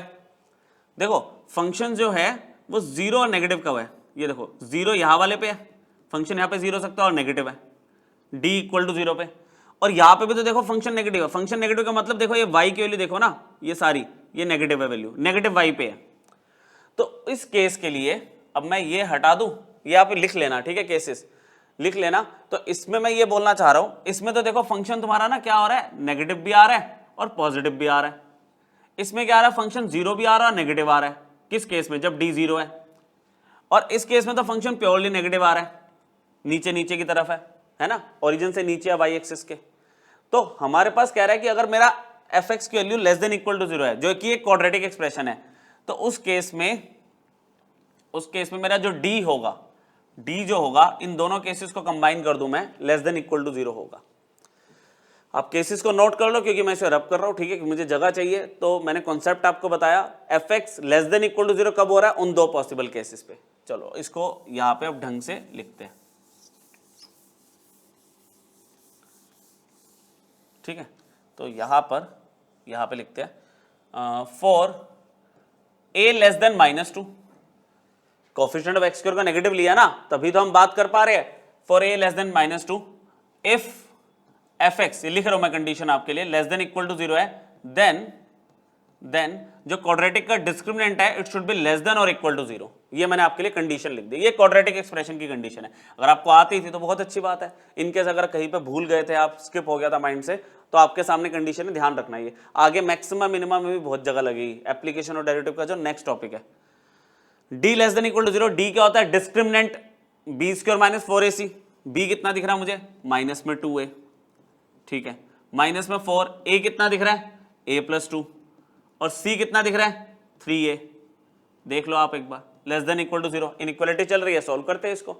ये तो हो गया 4a स्क्वायर, माइनस में 4, ये पीछे से मल्टीप्लाई कर दिया तो कितना हो गया, 3a square plus 6a less than equal to 0।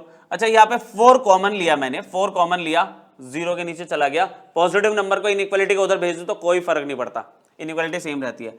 a square minus में 3a स्क्वायर प्लस में 6a less than equal to 0, a square minus में 3a स्क्वायर माइनस 6a। अच्छा, सारे कॉम्पिटिटिव लेवल के क्वेश्चन है, जितना जल्दी कर सकते हो करो। मैं एक एक स्टेप करके दिखा रहा हूं कि इनकेस अगर आप ट्राई कर रहे थे इस क्वेश्चन को तो कहीं कुछ गलती हुई हो या अनमैच हो तो आप देख सकते हो, ठीक है। ये आ गई वैल्यू, फिर -2 कॉमन ले लिया, इनफैक्ट -2a कॉमन ले लिया, -2a कॉमन ले लिया, तो यहां बचा a प्लस 3।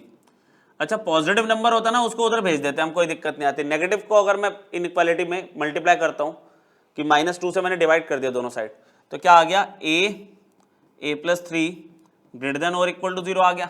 अब ये इनइक्वालिटी जब से हमने AOD शुरू किया है बहुत बार पढ़ चुके हैं। आप नंबर लाइन पे क्या करोगे, आपने -3 रख दिया और 0 रख दिया, है ना, जिसमें -3 और 0 दोनों इंक्लूड हो रहे हैं। लो, ये इंक्लूड हो रहे हैं। अच्छा, ग्रेटर देन की इनइक्वालिटी क्या कहती है, आउटसाइड द इंटरवल की वैल्यूज लेनी है आपको, ये और ये लेना है ना। ये इन्फिनिटी पूरा यहाँ पे आ रहा है, -∞ से इन्फिनिटी तक।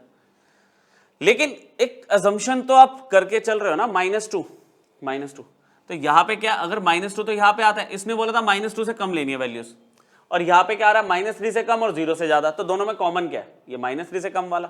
तो इसमें क्या आएगा, आप क्या बोलोगे, a किसको बिलोंग कर रहा है, -∞ से -3 क्लोज्ड इंटरवल। क्यों? क्योंकि -3 तो इंक्लूड हो रहा है ना, इसने -2 से कम बोला था और ये -3 से ये कम, तो दोनों में कॉमन क्या है? ये -3 से इन्फिनिटी वाला पार्ट, तो a बिलोंग्स टू -∞ से -3 क्लोज्ड इंटरवल। आई बात समझ? तो है तो इंक्रीजिंग डिक्रीजिंग की डेफिनेशन का ही क्वेश्चन ना, लेकिन हमने इसमें क्या करा? क्वाड्रेटिक एक्सप्रेशन को भी यूज कर लिया। ठीक है, ये अलजेब्रा का टॉपिक है ना क्वाड्रेटिक का, तो उसी में डाला आपका अलजेब्रा ऑफ मोनोटोनस फंक्शन। ठीक है, अब ये लास्ट क्वेश्चन इस टॉपिक का, लास्ट टॉपिक का मतलब क्वेश्चन, लास्ट क्वेश्चन है ये। अब यहाँ पे देखो ना इंटीग्रेशन का साइन आ गया। अब इंटीग्रेशन देखो आपने पढ़ी नहीं है और इंटीग्रेशन का इसमें यूज भी नहीं है, लेकिन एक स्पेशल क्वेश्चन है। अब ये तो है नहीं हम इंटीग्रेशन करने के बाद फिर वापस इस पे आते, क्वेश्चन ऐड कर दिया। पढ़ो एक बार क्वेश्चन। fx एक बहुत ही बढ़िया एक हैवी सा फंक्शन बना दिया आपका -c²। अच्छा, ये जो ब्रैकेट है नॉर्मल ब्रैकेट है, फ्रैक्शनल पार्ट फंक्शन नहीं है। जब फ्रैक्शनल पार्ट फंक्शन यूज करेगा तो वहां पे क्वेश्चन में मेंशन करेगा कि मैंने फ्रैक्शनल पार्ट फंक्शन यूज किया है ना। -c² + b - 1c - 2 ब्रैकेट में x, फिर इंटीग्रेशन फ्रॉम 0 to x, एक फंक्शन दे दिया ट्रिग्नोमेट्रिक। कह रहा है कि इंक्रीजिंग फंक्शन है for all x belongs to r। मुझे पॉसिबल वैल्यूज बताओ b की for any c belongs to r। मतलब काफी ज्यादा हो गया ये तो। करते हैं, स्टार्ट करते हैं। हमें जो फंक्शन दिया है उसको उठाया, पहले फंक्शन लिख के देख लेते हैं कैसा लग रहा है लिखने में। -c² + b - 1 इंटू में c माइनस में 2, यहाँ पे x plus integration of 0 to x, integration of sin² x plus cos 4x dx। अब एक छोटी सी बात बताता हूँ, देखो हम लोग डिफरेंशिएशन पढ़ते आ रहे हैं, है ना। अभी जिन बच्चों को इंटीग्रेशन का आइडिया नहीं है उनको बस एक वर्ड पता होना चाहिए कि इंटीग्रेशन का दूसरा नाम होता है एंटी डेरिवेटिव। एंटी डेरिवेटिव मतलब अगर आप d/dx करते आ रहे हो ना, ठीक है, ये डिफरेंशिएशन हो गया, ये साइन इंटीग्रेशन का होता है। अगर आप d/dx कर दोगे इंटीग्रेशन का, कोई चीज अगर आपको इंटीग्रेशन करनी है लेकिन अगर आपने उसका डेरिवेटिव कर दिया तो डेरिवेटिव और ये क्या एंटी डेरिवेटिव कैंसिल आउट हो जाएंगे। इंटीग्रेशन भी हट जाएगा और डिफरेंशिएशन तो होना ही नहीं है, क्योंकि डिफरेंशिएशन का क्या काम हुआ? उसने इंटीग्रेशन को कैंसिल कर दिया बस।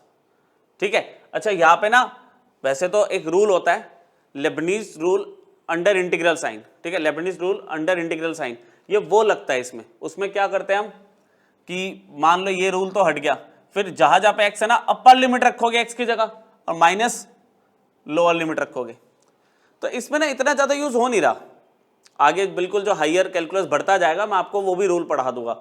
अभी आपको क्या करना है, देखो ये पॉइंट याद रखना, ये पॉइंट याद रखना। मुझे पता है fx दिया है, इंक्रीजिंग की बात कर रहा है, डिक्रीजिंग की बात कर रहा है, तो f' निकालना है। हमने बहुत ही आराम से f' से स्टार्ट किया। -c² + b - 1c - 2, आपने क्या किया? ये सारा x का कोफिशिएंट था, x का हो गया 1, x का डेरिवेटिव हो गया 1।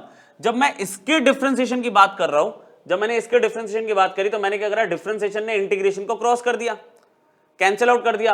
और ये जो अपर लिमिट है, जहां जहां पे x है आप अपर लिमिट रखोगे। देखो तो x की जगह तुम x रखोगे तो कोई फर्क थोड़ी पड़ेगा, सही बात है। अच्छा, फिर माइनस लगा के तुम लोअर लिमिट रख दो।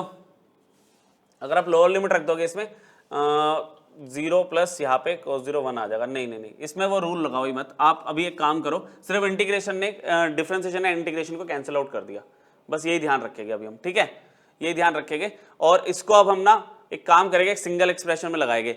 अभी जो मैं बोल रहा था आपको लेबनीज रूल, उसको अभी आप कंसिडर मत करना। अभी हम यहाँ पे क्या देख रहे हैं कि मैं जब डेरिवेटिव कर रहा हूँ तो सिंपली इंटीग्रेशन हमारी क्रॉस हो रही है। ठीक है, यहाँ पे आगे देखते हैं। अब इसमें ये इस एक्सप्रेशन का तो कुछ हो नहीं सकता, ये ट्रिग्नोमेट्रिक एक्सप्रेशन है, इसको देखना है। इसको सिंप्लीफिकेशन की जरूरत है, करते हैं स्टार्ट। -c² + b - 1c - 2, ये हमने ऐसे एक ब्रैकेट में रख दिया और यहां पे काम करना शुरू किया। sin² x प्लस cos 4 को हम कैसे लिख सकते हैं? cos² x का स्क्वायर लिख सकते हैं। स्टेप्स बचाओ, cos 4 को cos² का स्क्वायर लिखा और cos² x को लिख दिया 1 - sin² x। क्या लिख दिया? 1 - sin² x का होल स्क्वायर। ठीक है, यहां पे थोड़ा सा हमने स्टेप्स बचा लिए। f' -c² + b - 1 इंटू में c -2 तो चल ही रहा है, प्लस यहां पे है sin² x plus a - b का होल स्क्वायर लगाओ, तो 1 का स्क्वायर तो 1 हो गया, ये sin⁴ 4x हो गया और -2 sin² x आ गया। चलने दो अभी थोड़ा सा। F dash x, sine raise to power 4x को मैंने सबसे पहले लिख दिया sine raise to power 4 plus sine square x minus 2 sine square x is minus sine square x, ठीक है। और ये कितना हो गया आपका 1 माइनस 2, मतलब इसमें अब ऐसा है ना, ये टर्म ऐसे जाएगी माइनस सी स्क्वायर प्लस बी माइनस 1 आपके पास आ रहा है बी माइनस 1 इंटू में सी, और माइनस 2 प्लस 1 माइनस 1 आ गया, ऐसे हो गया ये। अब ना देखो ये ना साइन रेज टू पावर 4 और साइन रेज टू पावर 2, इसको हम क्वाड्रेटिक बनाने की कोशिश करेंगे कंप्लीटिंग द स्क्वायर मेथड से। कंप्लीटिंग द स्क्वायर मेथड में क्या होता है, इसका कोफिशिएंट कितना है 1, ठीक है। तो उस कोफिशिएंट को हम क्या करते हैं, कोफिशिएंट को हाफ करते हैं। 1 का कोफिशिएंट हाफ किया तो 1/2 हो गया, स्क्वायर किया तो 1/4 हो गया, उस 1/4 को प्लस माइनस करते हैं हम, ठीक है। तो यहां पे मैं इतना सिंप्लीफिकेशन तो कर ही देता हूं पहले। एफ डैश एक्स की वैल्यू क्या आएगी, साइन 4x माइनस में साइन स्क्वायर एक्स, और जो 1/4 आया था उसको मैंने प्लस किया, इसके साथ छोड़ दिया 1/4 को। इसका कोफिशिएंट 1 है ना, उसको आधा किया 1/2, स्क्वायर किया 1/4, वैल्यू प्लस करेंगे आगे और माइनस करेंगे लास्ट में, ठीक है। तो यहाँ पे नेक्स्ट इस ब्रैकेट में माइनस सी स्क्वायर प्लस बी माइनस 1 सी, और क्या था आपके पास माइनस 1 था, माइनस 5/4 आपने यहां लिख दिया, सॉरी माइनस 1/4, माइनस 1/4 यहां लिख दिया। आप बोलोगे 1/4 कहां से आया माइनस का, प्लस 1/4 माइनस 1/4, ये फॉर्मूला बन रहा है। ये किसका फॉर्मूला बन रहा है, साइन स्क्वायर एक्स माइनस 1/2 का होल स्क्वायर बन गया। यहां पे क्या बचा, माइनस में C square plus B minus 1 into में सी, और ये बन गया माइनस 5/4, ठीक है। अब हमारा सारा जो डिस्कशन है अब इस पे आ गया, एफ डैश एक्स पे। इंक्रीजिंग फंक्शन होना चाहिए, मैं नेक्स्ट पेज पे जा रहा हूं, ठीक है। हम लिखेंगे for f x to be an increasing function. अच्छा स्ट्रिक्टली नहीं लिखता तो हम क्या लेंगे, f dash x should be greater than और इक्वल टू 0। अच्छा एफ डैश एक्स का आंसर क्या आया पीछे, साइन स्क्वायर एक्स माइनस 1/2 का होल स्क्वायर, ठीक है। ये 2 बना देता हूं मैं यहाँ पर ढंग से, 1/2 का होल स्क्वायर, और आगे क्या था माइनस में C square plus B minus 1 into में सी माइनस में 5/4 शुड बी ग्रेटर देन और इक्वल टू 0। एक बार वेरीफाई कर ले, क्योंकि एक प्लस माइनस की गलती काम खराब कर देगी, ठीक है, ठीक है। अब देखो इस एक्सप्रेशन को मुझे पॉजिटिव प्रूव करना और सी की वैल्यू बतानी है, बी की वैल्यू बतानी है, सॉरी बी की वैल्यू पूछी थी, पॉसिबल वैल्यूज ऑफ बी, और सी बिलोंग्स टू रियल नंबर बोला गया। तो इसकी अगर मैं बात करूं, कह रहा है इसकी मिनिमम वैल्यू निकाल लो। मिनिमम वैल्यू क्या होगी, कह रहा है साइन एक्स की अगर वैल्यू, देखो अगर मैं साइन एक्स वैल्यू 1/√2 लेता हूं, ध्यान से समझना, साइन एक्स वैल्यू 1/√2 ली, उसके स्क्वायर की वजह से क्या हो गया 1/2, 1/2 माइनस 1/2 इज 0, तो मिनिमम वैल्यू 0 आ रही है। अदरवाइज कह रहा है साइन एक्स की कुछ और वैल्यू ले लो, कुछ भी वैल्यू ले लो, माइनस करके जो भी आंसर आएगा, ठीक है, ओवरऑल स्क्वायर की वजह से पॉजिटिव हो जाएगा, तो 0 से तो ज्यादा ही वैल्यू आएगी। तो यहां पे क्या कह रहा है, least value of sine square x minus 1/2 का जो स्क्वायर है वो कितना है, 0 है। तो अगर मैं कम वैल्यू पे देख रहा हूं कि आंसर पॉजिटिव है ना, अगर 0 पे आंसर पॉजिटिव आ रहा है तो कह रहा है उसमें अगर मैं वैल्यू ऐड करता जाऊंगा तो वैल्यू तो पॉजिटिव ही रहेगी। ये अगर मैंने 0 ले लिया तो 0 प्लस दिस पॉजिटिव अगर आ रही है वैल्यू, तो कह रहा है 0 से ऊपर कोई और वैल्यू लोगे तो वैल्यू तो पॉजिटिव ही ले रहे हो ना, लीस्ट वैल्यू 0 ली है तो उससे बढ़ा के ले रहे हो वैल्यू, तो वैल्यू प्लस होके तुम्हें आंसर पॉजिटिव ही तो देगी, नेगेटिव थोड़ी कर देगी वो वैल्यू। तो इसको तो मैंने 0 ले लिया, तो हमारे पास क्या बचा, सिर्फ ये माइनस सी स्क्वायर प्लस बी माइनस 1 सी माइनस 5/4 ग्रेटर देन और इक्वल टू 0। माइनस कॉमन ले लिया क्योंकि कोफिशिएंट ऑफ किसी भी क्वाड्रेटिक में जो वेरिएबल होता है, जैसे इसमें वेरिएबल सी बन गया हमारा, सी स्क्वायर और सी की टर्म्स में क्वाड्रेटिक बन गई, नेगेटिव कॉमन लिया, सी स्क्वायर माइनस में b minus 1 into c plus 5/4, और माइनस कॉमन लेके जब उधर शिफ्ट किया, या आप कह सकते हो कि -1 से मल्टीप्लाई कर दिया दोनों साइड, तो इनइक्वालिटी चेंज हो गई। अब यहाँ पे आपको दिया हुआ था क्वेश्चन, अगर पीछे देखोगे ना, सी बिलोंग्स टू रियल नंबर दिया हुआ है, सी बिलोंग्स टू रियल नंबर, तो रियल नंबर पे अब इसमें देखो आपका एक्सप्रेशन नेगेटिव आ रहा है, क्वाड्रेटिक एक्सप्रेशन नेगेटिव आ रहा है, लेकिन यहाँ पे देखो कोफिशिएंट ऑफ एक्स का स्क्वायर या कोफिशिएंट ऑफ सी का स्क्वायर पॉजिटिव है, तो हमारे पास फिर वो 3 फिल्टर हो गए केस, एक तो ये केस बन गया, एक ये केस बन गया, और एक ये केस बन गया। अब देखना इसमें लॉजिकली देखो, हमारा जो क्वाड्रेटिक का एक्सप्रेशन है वो नेगेटिव और इक्वल टू जीरो कब आ रहा है? कह रहे इस पे तो बिल्कुल ही नहीं आ रहा, इस पे ना तो जीरो है और ना ही नेगेटिव एक्सप्रेशन। अच्छा इस केस पे जीरो आ रहा है, यहां पे इस पे फंक्शन हमारा जीरो बन रहा है, और इस केस में देखो नेगेटिव आ रहा है, कुछ जगह आ रहा है नेगेटिव। तो वो कह रहा है कि कब होगा? जब d पॉजिटिव होगा तो फंक्शन नेगेटिव आ रहा है, और d जब जीरो के इक्वल है तो फंक्शन जीरो आ रहा है।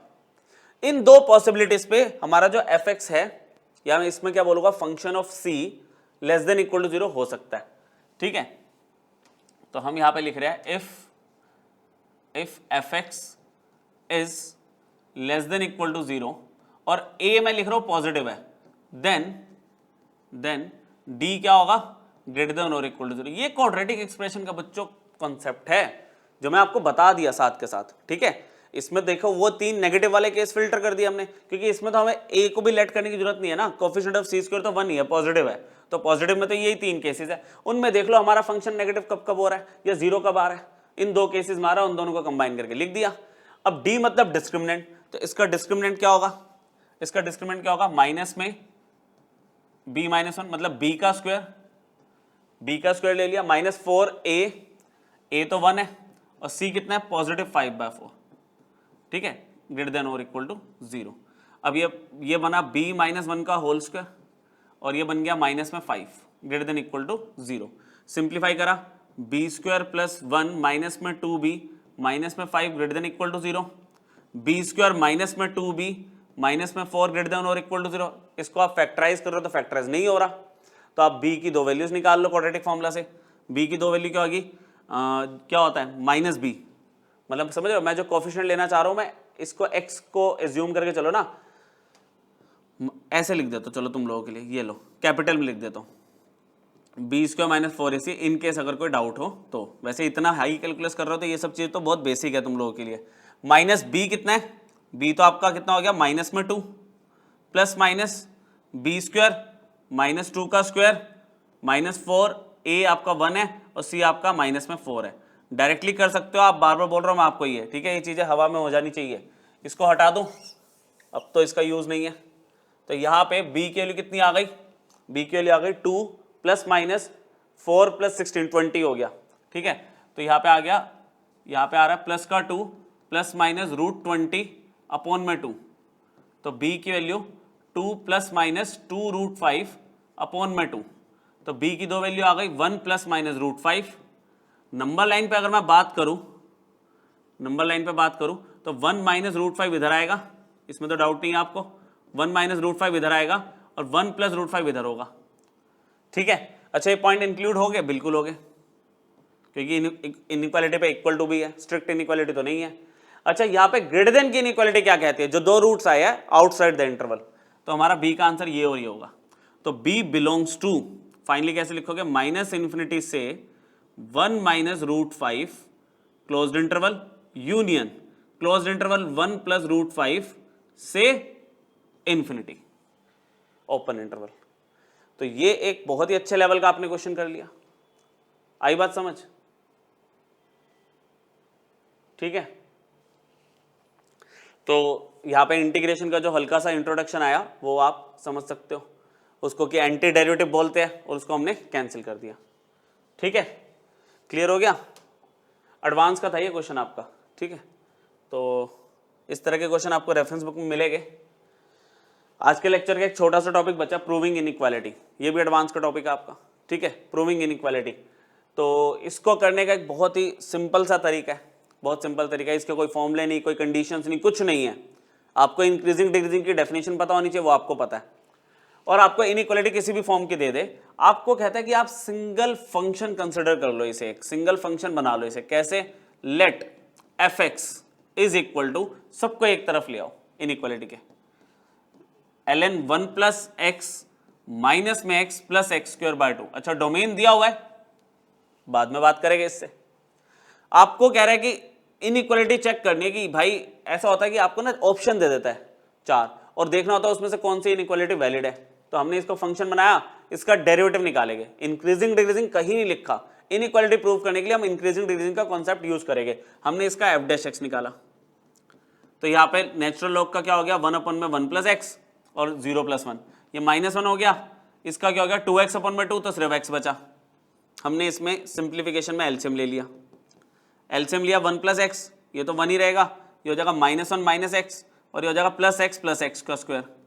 तो एफ डैश एक्स सिंप्लीफाई होके क्या आ गया एक्स स्क्वायर अपॉन में 1 प्लस एक्स। अब डोमेन काम आएगा, उसने बोला है कि x की वैल्यू फॉर x की वैल्यू तो देखो 0 से इन्फिनिटी दे रखी है, मतलब पॉजिटिव वैल्यू है, तो एफ डैश एक्स का जो आंसर आया एक्स स्क्वायर अपॉन में 1 प्लस एक्स, वो कह रहे देखो एक्स स्क्वायर तो पॉजिटिव होना ही था, एक्स पॉजिटिव रखोगे तो ये भी पॉजिटिव है, तो ये स्ट्रिक्ट इनइक्वालिटी दिख रही है मुझे, ग्रेटर देन 0 दिख रहा है इसका आंसर।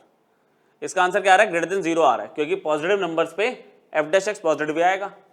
अब अगर ये पॉजिटिव है तो इसका मतलब एफ एक्स क्या हो गया इज स्ट्रिक्टली इंक्रीजिंग इन 0 से इंफिनिटी। जिन वैल्यूज पे बात कर रहा है, जो डोमेन दिया उसी पे ही इंक्रीजिंग होगा, डोमेन के अलावा तो वैल्यूज आ ही नहीं सकती इंक्रीजिंग डिक्रीजिंग के इंटरवल की, मान गए। अब इसमें कहता है x की वैल्यू की बात करो, आप x की वैल्यू के बारे में सोचो, x की वैल्यू देखो 0 से बड़ी है, आप लिखोगे यहां पे कि x अगर 0 से बड़ा है, ठीक है, x 0 से बड़ा है, वैलिड है, तो कह रहा है ये अगर fx इंक्रीजिंग है तो दोनों तरफ अगर मैं f को ऑपरेटर अप्लाई कर दूं fx और f0, तो कह रहा है इनइक्वालिटी सेम ही तो रहेगी। इंक्रीजिंग की यही तो डेफिनेशन है कि अगर x ग्रेटर देन y है तो fx भी ग्रेटर देन fy होगा, x ग्रेटर देन 0 है डोमेन के अकॉर्डिंग तो fx ग्रेटर देन f0 होगा। कह रहा बस फंक्शन एट 0 की वैल्यू निकाल लो, फंक्शन एट 0 निकालना, फंक्शन एट 0 log 1 प्लस 0 मतलब log 1 0 होता है, ये 0 ये भी 0, तो फंक्शन एट 0 की वैल्यू बच्चों मैंने आपको बताई 0 आ रही है, 0 आ रही है। और fx क्या लिया था आपने ln 1 प्लस एक्स माइनस में x plus x square by 2 greater than 0 आ गया, तो ये पूरा उठ के उधर चला गया, तो आपकी इनइक्वालिटी बिल्कुल सही है। यही प्रूव करने है इनइक्वालिटी में, आपको क्या कहते हो, आया समझ? तो ये तरीका है। अब एक क्वेश्चन और देखेंगे इसका जो कंबाइंड इनइक्वालिटी का है, ठीक है, ये तो एक सिंगल इनइक्वालिटी थी है ना, दो फंक्शंस की। एक देखते हैं और लास्ट क्वेश्चन लेते हैं बच्चों लेक्चर का, ये बहुत इंपॉर्टेंट पर बहुत सिंपल सा टॉपिक है, ये एडवांस में आता है, वो ये ना करवाया नहीं होता ये टॉपिक तो फिर मिस हो जाता है। ये भी हमने कवर कर लिया प्रूविंग इनइक्वालिटी के नाम से, x बिलोंग्स टू 0 से π/2। अब देखो कंबाइंड इनइक्वालिटी दे दी आपको है ना, तो देखते हैं इसमें क्या करेंगे हम, आपको ये दिया हुआ है, अब दो इनइक्वालिटी को एक साथ तो हम ले नहीं सकते,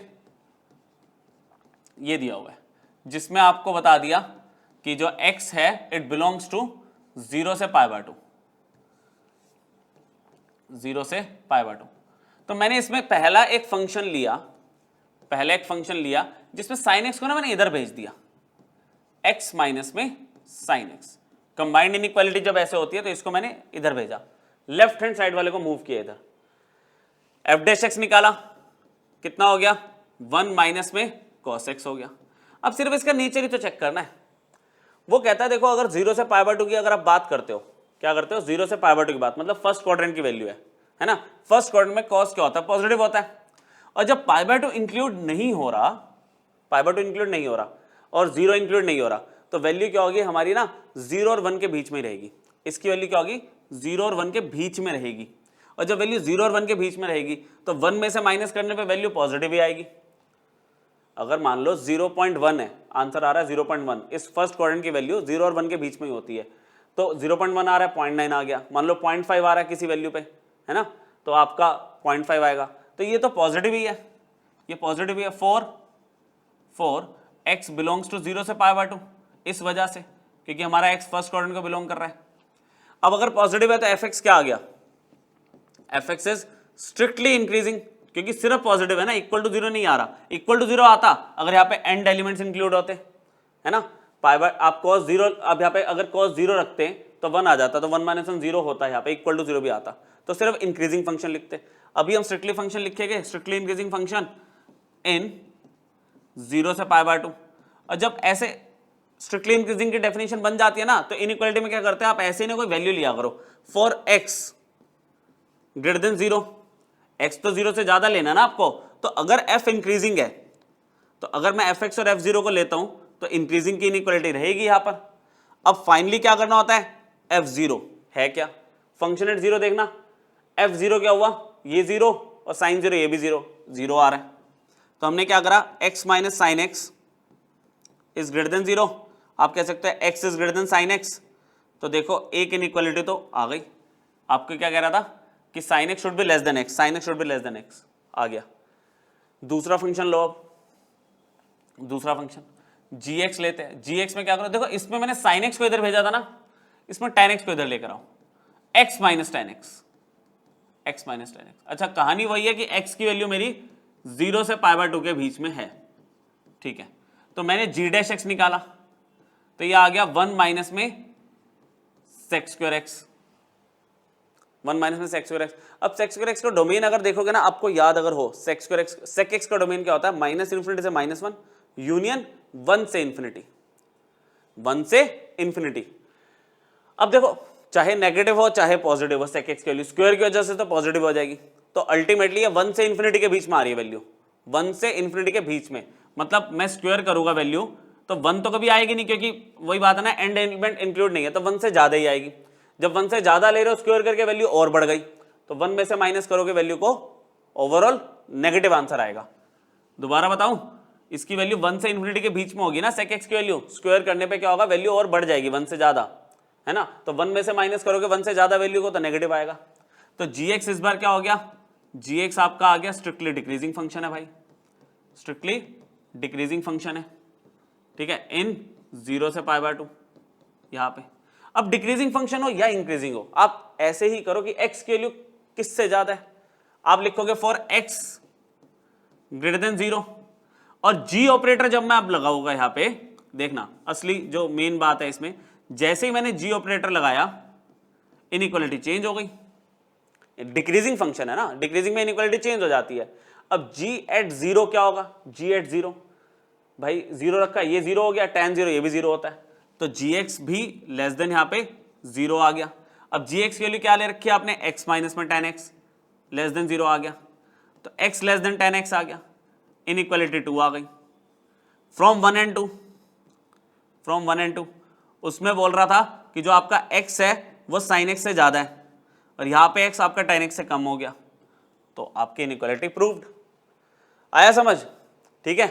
काफी इंटरेस्टिंग और काफी इंपॉर्टेंट आपका लेक्चर था ये, मेंस और एडवांस लेवल का, ठीक है। इस तरह के क्वेश्चंस आप जितने मैक्सिमम कर सकते हो करो, क्योंकि 100% एक क्वेश्चन एग्जाम में इसका बनता है, ठीक है। नेक्स्ट क्लास में मिलते हैं, आपको पॉइंट ऑफ इन्फ्लेक्शन, कॉन्केविटी, ये सब भी रहता है, वो लास्ट लेक्चर होगा मोनोटोनिसिटी का, वो करके फिर हम मैक्सिमम मिनिमम पे मूव करेंगे, ठीक है। चलो नेक्स्ट क्लास में मिलते हैं बच्चों, थैंक यू।